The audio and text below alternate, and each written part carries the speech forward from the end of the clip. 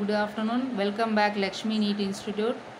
So already நம்ம previous classல first unit related நிறைய topics பார்த்துட்டு இருக்கிறோம். Again ஒரு குயிக் ரிவிஷனுக்காக இந்த வீடியோ நான் அப்லோட் பண்ணுறேன். ஸோ இதில் லிவிங் வேர்ல்டில் குயிக் ரிவிஷன் பார்க்க போகிறோம். சரிங்களா? ஒரு சில வேர்டிக்ஸ் நான் சொல்கிறத நோட் பண்ணி வச்சுக்கோங்க, அண்டர்லைன் பண்ணிக்கோங்க. இப்போது பயாலஜி அப்படிங்கிறது டெஃபினிஷன் அப்படின்னு பார்த்தோம்னா deals with study of living organism in the life process.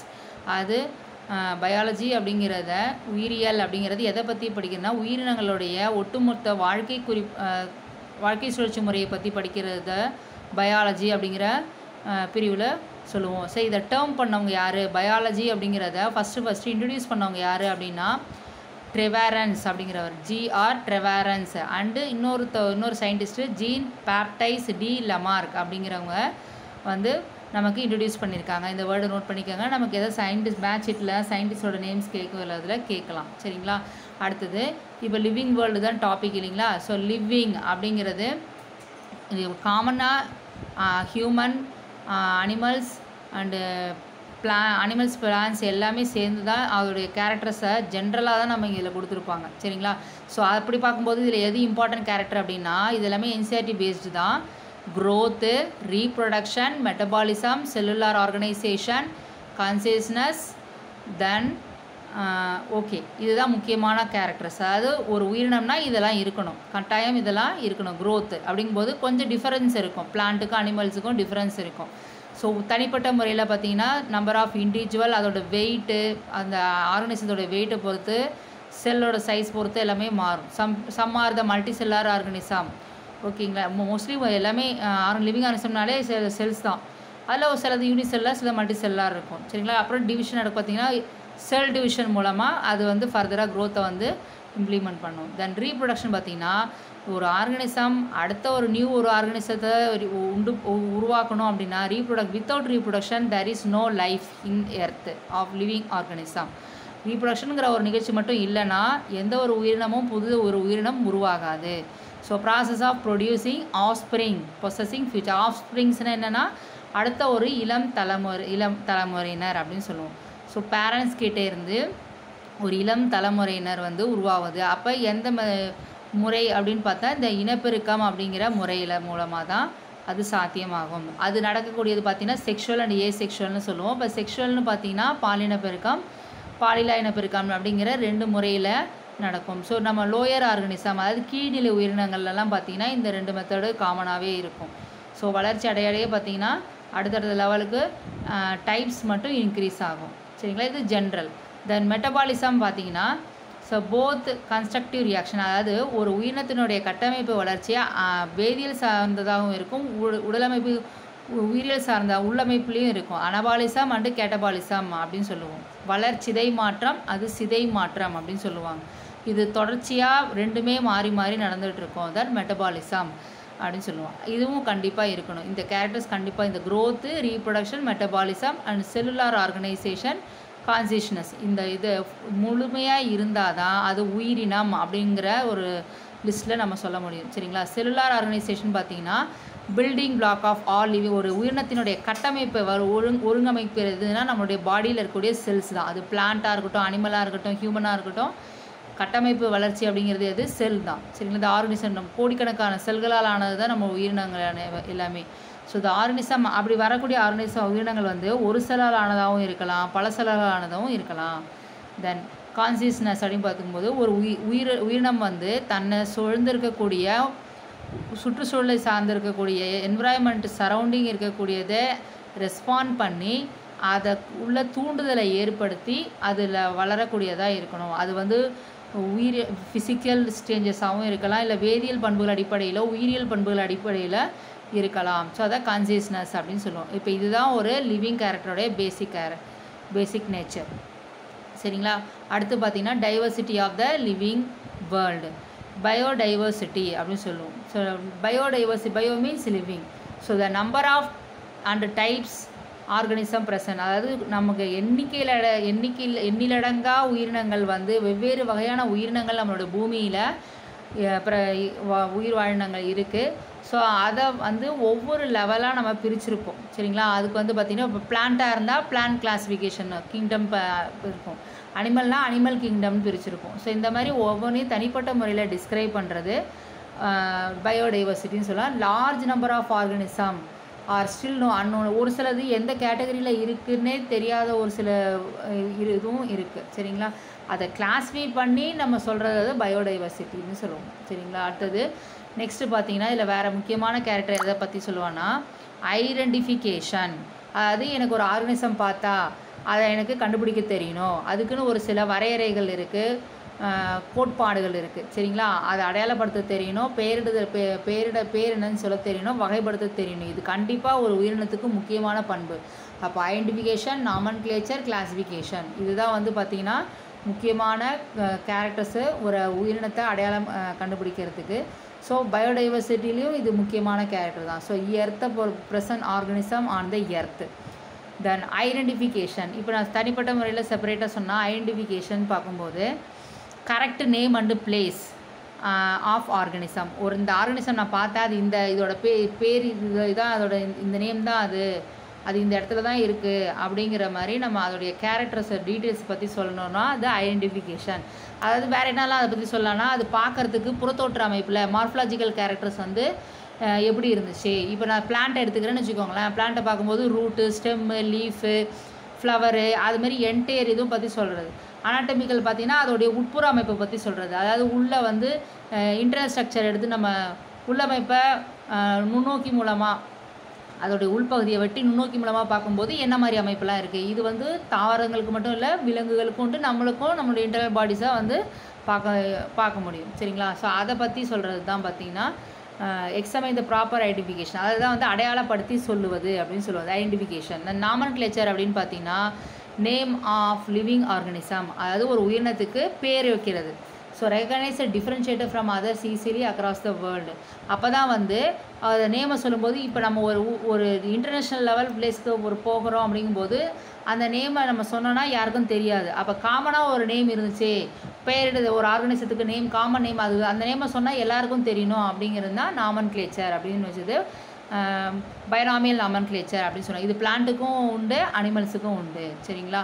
அடுத்து பார்த்திங்கன்னா இப்போ இதுக்குன்னு ஒரு அமைப்பு இருக்குது, பிளான்ட்டுக்கு இருக்கிறோம், அனிமல்ஸுக்கும் இருக்குது. ஐசிபிஎன், ஐசிஇசட்ன்னு சொல்லுவோம். ICBN international code for botanical nomenclature, ICZN zoological international code for zoological nomenclature.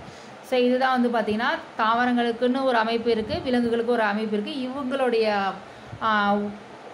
ஹெல்ப்போட தான் நம்ம வந்து இதில் ஒவ்வொரு பிளானையும் வந்து நம்ம இதில் கன்ஸ்ட்ரக்ட் பண்ணுவோம் சரிங்களா. தென் அதை அடுத்த சொன்னாங்க binomial normal system of nomenclature.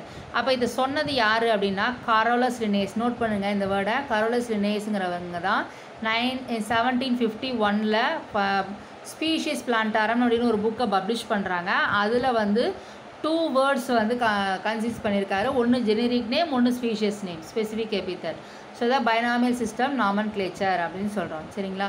இந்த நாமன்கிளேச்சர் ஆர்கனிசம் இதுக்கு ஒரு சில ரூல்ஸ் இருக்குது.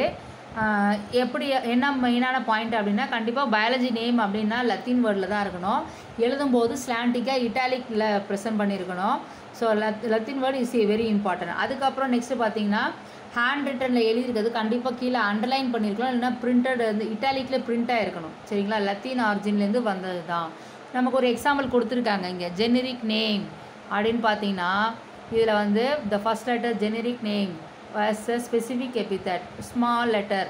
அதாவது ஃபஸ்ட்டு நேமை வந்து கேப்ஸ் லெட்டரில் பெருசாக காமிச்சிருப்பாங்க. மேஞ்சிஃபெரா இண்டிகா அதோ இருக்குது பாருங்கள். மேஞ்சிஃபெராங்கிறதுல எம் வந்து கேப்ஸு, ஐ வந்து ஸ்மால், இது வந்து ஸ்பீஷீஸு. பின்னாடி வரக்கூடியது ஸ்மால் லெட்டரில் தான் இருக்கும்.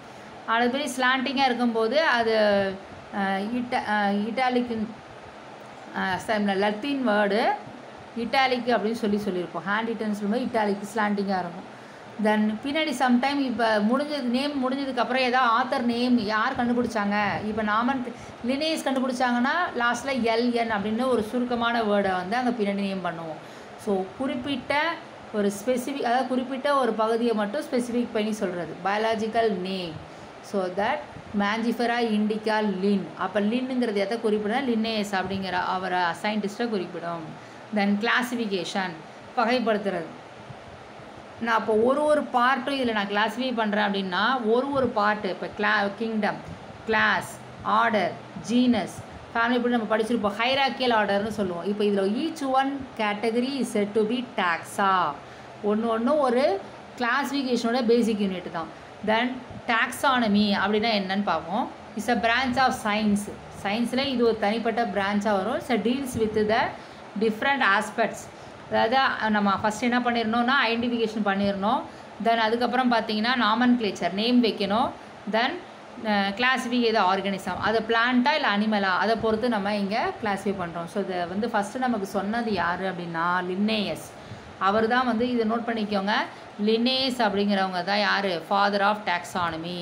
அப்போ கொஷின் நமக்கு மேட்ச் ஷீட்லேயோ இல்லை அசஸ்மெண்ட் டிஸ்லையோ நமக்கு கேட்கலாம். ஸோ ஃபாதர் ஆஃப் டாக்ஸானமி யார், இல்லை மாடர்ன் டாக்ஸானமி யார். ஸோ இந்தமாரி ஒரு டாபிக் எடுத்தோம்னா கண்டிப்பாக ஆத்தர்ஸ் நேமு, டேர்ம் பண்ணது யார் அல்லது காயின் பண்ணவங்க யார், தென் மாடர்ன் யார், இப்போ இருக்கவங்களை கரண்ட் பொசிஷனில் இருக்கும் ஹூ இஸ் த ஃபாதர், யார் மாடர்ன், யார் இந்தியா குரூப்பை சேர்ந்தவங்க, இப்படி கொஷின்ஸ் எது வேணாலும் கேட்கலாம். ஸோ இங்கே நம்ம ஃபாதர் ஆஃப் டாக்ஸானமிங்கிறது யாரை சொல்கிறோம்னா லின்னேயஸ். ஓகேங்களா. அடுத்து வந்து பார்த்திங்கன்னா சிஸ்டமேட்டிக்.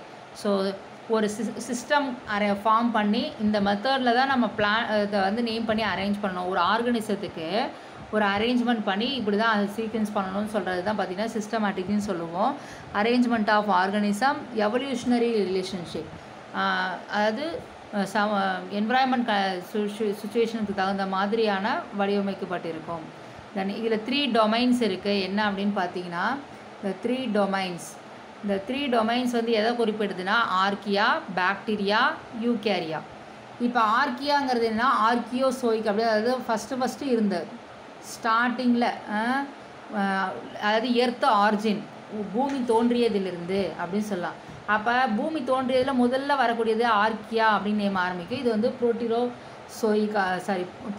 ப்ரோகேரியாட்டிக் ஆர்கனிசம்னு சொல்லுவோம். புரோட்டோசோயிக்குங்கிறது என்னென்னா அது முதல்ல ஃபார்ம் ஆன அந்த இராவோடைய நேம் சொல்லுவோம். இதில் ஆர்கியான்னு சொல்லியிருக்காங்க. ஆர்கியா மீன்ஸ் முதல் நிலை, அதாவது ஃபஸ்ட்டு அந்த எர்த் ஆர்ஜின் ஆனதில் ஃபஸ்ட்டு ஃபார்ம் ஆன ஆர்கனிசம் தான் ப்ரோகேரியாட்டிக் ஆர்கனிசம்.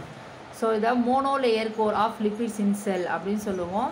ஸோ தனிப்பட்ட முறையில் நியூக்ளியோடைட்ஸ் இருக்கும். 6 சிங்கிள் ஸ்டாண்டர்ட் ஆர்என்ஏ, அதாவது சிங்கிள் கிங்டமாக இருக்கும். அதாவது ஆர்கி பாக்டீரியா, இதில் வேறு எதுவுமே சப்டிவிஷனோ எதுவுமே கிடையாது. தென் பாக்டீரியா அடுத்து எடுத்தோம்னா இந்த bacteria domains consist typical prokaryotes, அதாவது மெம்பரேன் வந்து ரொம்ப இதில் சொல்லப்போனால் மெம்பரேன் இல்லைன்னு சொல்லலாம். எதில்? ப்ரோகேரியாட்டில். அதை சரவுண்ட் பண்ணி ஆர்கனல்ஸ் இருக்கும். சரிங்களா. அதாவது இதில் வந்து வேறு எதுவும் தனிப்பட்ட முறையில் வேறு ஏதாவது அடுத்தடுத்த லேயர்ஸ் மாதிரி அந்த மாதிரிலாம் எதுவுமே கிடையாது. So it's only one single layer. So single layer இதோட கிங்டம் வந்து eubacteria. Eu means true, அப்போ உண்மையான பாக்டீரியான்னு அர்த்தம். நியூக்ளியஸ் இருக்கும். சரிங்களா. ஸோ உண்மையான bacteria. Then Eukarya, eu means true. இங்கே இதில் வந்து என்ன சொல்லுவாங்கன்னா it's early contain all eukaryotes. So 4 kingdom of this domain. அதாவது இதில் வந்து மொத்தம் 4 வகையான கிங்டம் இருக்குது. First one is a Protista, Fungi, Plantae, Animalia. இதை பற்றி தான் நம்ம தனிப்பட்ட முறையில் உங்களுக்கு நம்ம கீ பாயிண்ட்ஸ் ஆல்ரெடி பார்த்துருக்கோம். சரிங்களா. செப்பரேட்டாக ஒரு இருக்குதுக்கும் பார்த்துருக்கோம். தென் டாக்ஸானமிக் கேட்டகரிஸ். டாக்ஸானமிக் கேட்டகரிஸ் அப்படிங்கும்போது நம்ம ஹைராக்கியல் ஸ்டேஜஸை தான் சொல்லுவோம். So I already set this point.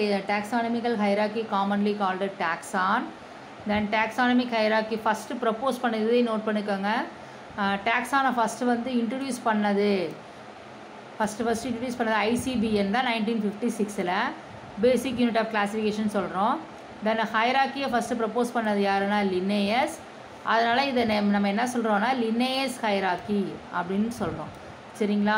தென் அடுத்தது பார்த்திங்கன்னா ஸ்பீஷீஸ். ஜென்ரலாக ஸ்பீஷீஸ் அப்படிங்கிறது பார்த்திங்கன்னா it's the smallest unit of taxonomic hierarchy லெவலில் இருக்கிறதுலே ரொம்ப ஸ்மாலஸ்ட் ஒன்று அப்படின்னு சொல்லுவோம். Morphological similar individual, group of morphologically similar individual which can interbreed to produce offspring. இதுதான் என்னென்னா ஒரு யங் ஒன்னை வந்து ப்ரொடியூஸ் பண்ணி can interpret the producing offspring, young ஒன்னை ப்ரொடியூஸ் பண்ணுது. தென் எக்ஸாம்பிள் சொல்ல நைக்ரம், மெலஞ்சினா, இது 2 ஸ்பீஷஸ். இப்போ இதில் சொலானம் இதுதான் பார்த்திங்கன்னா தனிப்பட்ட முறையில் ஒரு சிங்கிள் ஸ்பீஷஸாக வரக்கூடியது. சொலனேசி ஃபேமிலி. தென் ஜீனஸ் பார்த்தீங்கன்னா ரிலேட்டட் அந்த குரூப்புக்கு ரிலேட்டடாக இருக்கக்கூடிய சப் கேட்டகரியை தான் வந்து சொல்லுவோம் ஜீனஸ்னு. அதாவது அந்த ஸ்பீஷஸுக்கு மெயினான கேரக்டர் இருக்குது ஜீனஸ் அப்படிங்கிறது. இப்போ லயன், லிப்பார்ட், டைகர் இதெல்லாம் பார்த்தீங்கன்னா இப்போ நமக்கு அனிமல்ஸ் ரிலேட்டடாக வரக்கூடிய இதில் வரக்கூடிய ஃபஸ்ட்டு வேர்டெல்லாம் பார்த்தீங்கன்னா இப்போ ஜீனஸ் பார்த்தீங்கன்னா பேந்த்ரியா. ஓகேங்களா. ஸோ தென் கேட் அப்படி பார்த்தீங்கன்னா இதிலே வரும். பேந்த்ரியா அப்படிங்கிறது பார்த்தீங்கன்னா டைகர் தான் பேந்த்ரியா. கேட் அப்படிங்கிறது பார்த்தீங்கன்னா ஜீனஸ் ஃபெலிஸ் அப்படின்னு சொல்லுவோம். ஸோ இந்தமாரி ஒரு கேட்டகரி டிஃப்ரெண்ட் லெவல் வந்து சேஞ்சஸ் இருக்கும். தென் ஃபேமிலி, ஆர்டர், ஃபைலம் இதெல்லாம் ஆல்ரெடி நம்ம பார்த்துருக்கோம். அதுக்கு எக்ஸாம்பிள்ஸ் ஃபேமிலினா இப்போ நமக்கு அந்த எண்டிங் வேர்டு முடியும் போது சஃபிக்ஸ் முடியும் போது சிஇஏஇன்னு முடியும் சொல்லியிருக்கேன். சொலானம், பெட்டுனியா, டேட்டூரா ஆல்ரெடி நிறைய இதில் டிஸ்கஸ் பண்ணியிருக்கிறோம். ஸோ இந்த ஆர்டருக்கு மாறாமல் வரணும். Family, order, class, phylum. இப்போ ஆர்டர் பார்க்கும்போது ஃபார் எக்ஸாம்பிள் பாலிமோனியேல்ஸ், அந்த ஏல்ஸுங்கிற பின்னாடி வரக்கூடிய எண்டிங் வேர்டில் இருக்கும். சரிங்களா. அடுத்து ஃபைலம், அது வந்து கார்டேட்டா இல்லை நான் கார்டேட்டா. ஸோ அதை பொறுத்து ஃபைலம்னா மோஸ்ட்லி அனிமல்ஸை குறிக்கும். டிவிஷன்னா பிளான்ட்டை வந்து கிளாஸிஃபை பண்ணியிருப்போம். ஸோ தட் நெக்ஸ்ட் பார்த்தீங்கன்னா டிவிஷன். ஸோ டிவிஷன் வந்து பார்த்திங்கன்னா இது பிளான்ட்டுக்கு தான் நம்ம சொல்லுவோம். இப்போ சொன்ன place under hierarchical category order division. இப்போ எக்ஸாம்பிள்ஸ்னால் ஆஞ்சியோஸ்போம், இல்லைன்னா ஆஞ்சியோஸ்போம் மட்டும் என்ன சொல்லுவாங்க ஜிம்னோஸ்போம், இல்லைனா வந்து பிரையோஃபைட்ஸ், டெடோஃபைட்ஸ் இந்த மாதிரி செப்பரேட்டு ஒரு பிரிவாக பிரிகிறது. சரிங்களா. ஃபார் எக்ஸாம்பிளுக்கு வீட், ஆனியன்லாம் இந்த ஆஞ்சியோஸ்போம்க்கு எக்ஸாம்பிளாக சொல்லியிருக்காங்க. சரிங்களா. அடுத்தது பார்த்திங்கன்னா இருக்கிறதுலே நம்மளோட அடுத்தது கிங்டம். நமக்கு இது வந்து ரிவர்ஸ் டைரக்ஷனில் வரும். சரிங்களா. இப்போ நமக்கு இந்த ஃப்ளோ சார்ட் கொடுத்துருக்காங்க பார்த்தீங்களா. டாக்ஸானமி கேட்டகரியில் பிளான்ட்டாக இருக்கும் பட்சத்தில் இங்கே பார்த்தீங்கன்னா ஸ்பீஷியஸ் இப்படி நம்ம ஆரோ மார்க் இப்படி தானே வருது. இதை ஃபாலோ பண்ணணும். Species, genus, family, order, class, division, kingdom தான் லாஸ்ட்டாக இருக்குது. இப்போ இந்த கிங்டம் தான் பார்த்தீங்கன்னா இருக்கிறதுலே ஹையஸ்ட் கேட்டகரின்னு சொல்லுவோம். ஸ்பீஷியஸ் வந்து பார்த்திங்கன்னா லோயஸ்ட் கேட்டகரின்னு சொல்லுவோம். So all animal belong to animals இதை பார்க்கும்போது கிங்டம் அனிமாலியான்னு ஆரம்பிக்கும். கிங்டம் அனிமல்ஸை பற்றி சொன்னால் அனிமாலியா சொல்லுவோம். இதை பிளான்ட்டை பற்றி சொல்லணும்னா பிளான்டே குரூப்பு. சரிங்களா. ஸோ இதான் வந்து பார்த்திங்கன்னா இப்போ நம்ம ஜஸ்ட் என்ன பண்ணியிருக்கோம் அப்படின்னா லிவிங் வேர்ல்டுடைய பேசிக் திங்ஸ் மட்டும்தான் பார்த்துருக்கோம். இப்போ இதில் நமக்கு கொஷின்ஸ் நமக்கு கொடுத்துருக்காங்க. ஸோ இந்தமாரி நமக்கு ஒரு டாப்பிக்கை படிச்சுட்டு அது ரிலேட்டடாக இருக்கக்கூடிய கொஷின்ஸை நம்ம ஒர்க் அவுட் பண்ணி பார்த்ததுக்கு தான் நம்ம எந்த அளவுக்கு அண்டர்ஸ்டாண்ட் பண்ணியிருக்கோம் அப்படிங்கிறது தெரிய வரும். சரிங்களா. ஸோ ஜஸ்ட் இதில் ஒரு 5 கொஷின்ஸு 6 கொஷின்ஸ் விசிபிள் ஆகுதுங்களா. ஸோ இதை நீங்களே ட்ரை பண்ணி பாருங்கள். So increase in body mass can be considered as a criterion for growth in அப்படின்னு பாடி அதாவது அந்த பர்டிகுலர் ஆர்கனிசத்தோடைய பாடி மாஸ் வந்து வெயிட் வந்து இன்க்ரீஸ் ஆகுது. ஸோ அப்போ இது வந்து எதை வந்து சர்டன் க்ரோத்தை ரெப்ரசன்ட் பண்ணுதுன்னா லிவிங் பீயிங்கா, நான் லிவிங் பீயிங்கா, இல்லை ரெண்டுமேவா அப்படின்ற மாரி கேட்குறாங்க. இங்கே நம்ம பார்க்கும்போது இதில் வந்து நமக்கு ஆப்ஷன் படி பார்த்தோம் அப்படின்னு சொன்னால் இதில் நமக்கு first one, second one, so டோட்டலாக இதில் 40 கொஷின்ஸ் இருக்குது. ஸோ இதில் நமக்கு 2 விதமான கேரக்டர்ஸுமே இதில் ரெப்ரசன்ட் ஆகும். லிவிங் பீயிங்கும் உண்டு, நான் லிவிங்க்கும் உண்டு. சரிங்களா. சி ஆப்ஷன் தான் இதுக்கு வரும். ஸோ நான் ஜஸ்ட் இப்போ உங்களுக்கு ஒரு 6 கொஷின்ஸ் மட்டும் ஷோ பண்ணுறேன். 6 கொஷின்ஸ் இதை நீங்கள் ஒர்க் அவுட் பண்ணி பாருங்கள். இதுக்கான ஆன்சர் வந்து நான் உங்களுக்கு அடுத்த பதிவில் கொடுக்குறேன். சரிங்களா. அடுத்தடுத்து எப்படி இதுமாரி கண்டினியூ ஆகிட்டே இருக்கும். நம்மளுடைய டாப்பிக்கை வாட்ச் பண்ணுங்கள். நமக்கு பாட்னி ரிலேட்டடாக வர்றது உங்களுக்கு ஃபுல்லாகவே நாங்கள் எக்ஸ்ப்ளனேஷன் கண்டினியூவாக நம்ம சென்டர் சார்பாக உங்களுக்கு வீடியோ அப்டேட் ஆகிட்டே இருக்கும். சரி. ஸோ கீப் ஆன் வாட்சிங், share it, subscribe it, and thank you so much.